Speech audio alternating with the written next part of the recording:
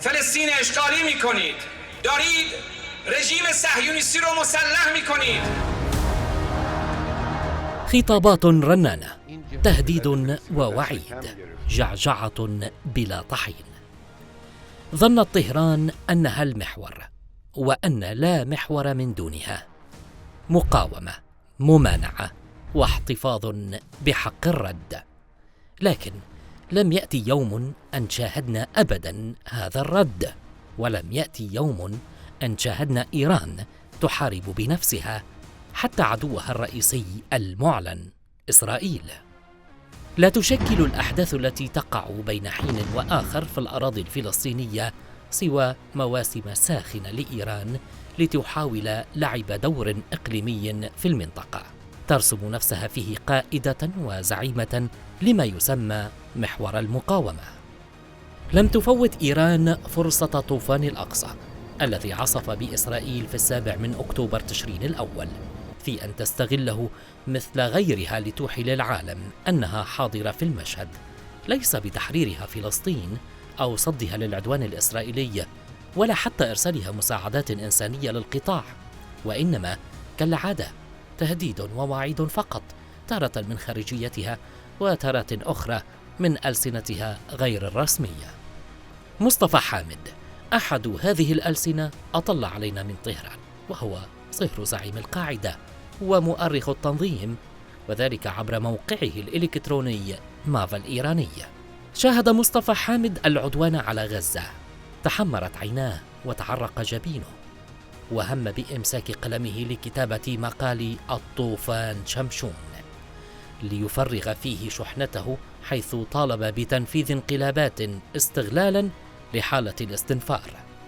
لكن المفاجأة أنه لم يطالب بتنفيذها في إسرائيل، وإنما في بلاد عربية مجاورة لها، فالرجل طالب الفصائل الفلسطينية بمهاجمة قناة السويس وتعطيل الملاحة في القناة وضرب منشآت الغاز في سيناء.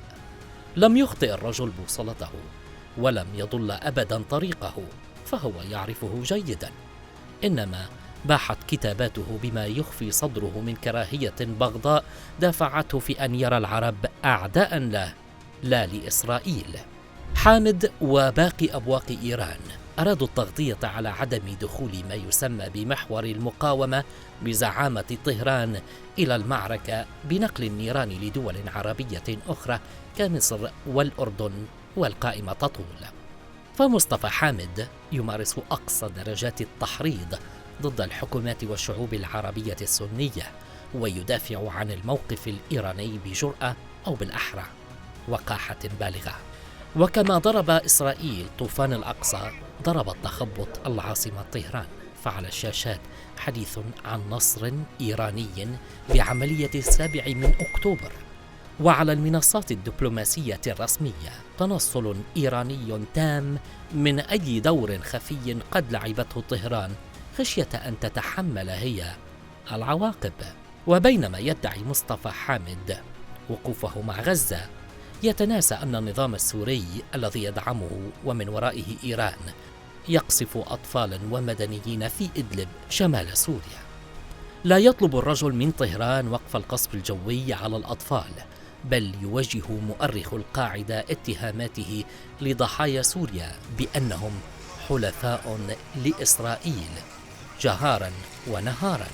الهدف ليس إذن الوقوف مع الإنسانية كما تدعي أبواق إيران، وإنما العداء الخفي أحيانا والمعلن أحيانا أخرى لدول العالم العربي والإسلامي السني. مصطفى حامد ليس وحده فقط من ينضح بأفكاره الشاذة الغريبة والمتضاربة، فكما يمر طريق القدس الإيراني ببغداد وبيروت وحتى صنعاء، يرى الكاتب والمحلل الإيراني نجاح محمد علي أن رد إيران على إسرائيل لن يأتي من طهران، لكن سيأتي من اليمن ضد المملكة العربية السعودية. ستكون السعودية هدفا رئيسا. خلاص خذها مني. طيب. السعودية هدف رئيس. وما علاقة السعودية الدول وما الحليفة؟ علاقة السعودية دكتور نجاح؟ إسرائيل هي المعتدية. السعودية شريك في هذا الاعتداء، السعودية ودول أخرى في المنطقة شريك مع هذا الكيان مباشرة. وكأنه لم يدرس الجغرافيا قط، أو لم يطالع يوما خريطة العالم العربي. ولما سيطالعها إذا لم يكن يوما جزءا منها؟ وإذا لم يكن منها فلن يهمه لا غزة ولا غيرها، هم يعتبرونها كحمص وحلب، يستخدمونها كحصان طروادة. وبينما تعلن طهران يوميا على لسان وزير خارجيتها أن دائرة الصراع في غزة قد تتسع لتشمل ما حولها من بلدان عربية، لم تتدخل يوما بجندي واحد لإنقاذ الضحايا في القطاع، وإنما فقط تهدد بتوسيع دائرة الصراع. سؤال حير الجميع: لماذا تريد إيران جر الجميع للحرب بينما تبقى هي بعيدة في موقف المشاهد؟ وجهنا السؤال للعميد الركن أحمد رحال، المحلل العسكري والاستراتيجي السوري، فأكد أن إيران تحرص على إشاعة عدم الاستقرار دائما، لأن الفوضى هي الأرضية الصالحة لتصدير مشروع ولاية الفقيه وتصدير الثورة. فالفوضى هي مفتاح إيران للسيطرة على ما حولها من دول، وهو ما اتضح في لبنان وسوريا والعراق واليمن، بينما لم ينجح في السعودية التي تتمتع باستقرار كبير.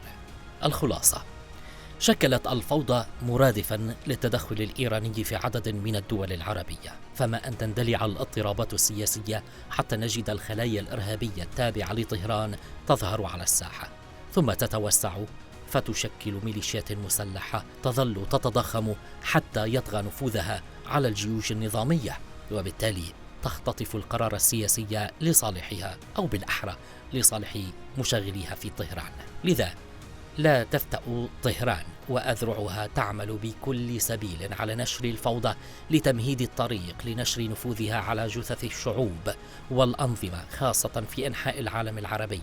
لذلك لا تقف الحواجز المذهبية عائقا أمام هذه الاستراتيجية، بل تستخدم طهران التنظيمات الإرهابية العربية لغزو واختراق المجتمعات العربية السنية فيما يستحق أن يطلق عليه جهاد طروادة. والآن بعد فتح مخطط إيران لاختراق مجتمعات أهل السنة وانكشاف كونها الجهة الراعية لتنظيم القاعدة وغيره من أحصنة طروادة التابعة لها، ما على الباحثين عن الحقيقة سوى البحث في وسائل التواصل ومواقع الإنترنت عن قادة الرأي الذين نذروا أقلامهم لكشف أحصنة طروادة الإيرانية في عالمنا العربي ونشر الوعي بهذه المخططات لتصعيب المهمة على إيران لاستخدام هذه الأحصنة لغزو المجتمعات والدول العربية السنية.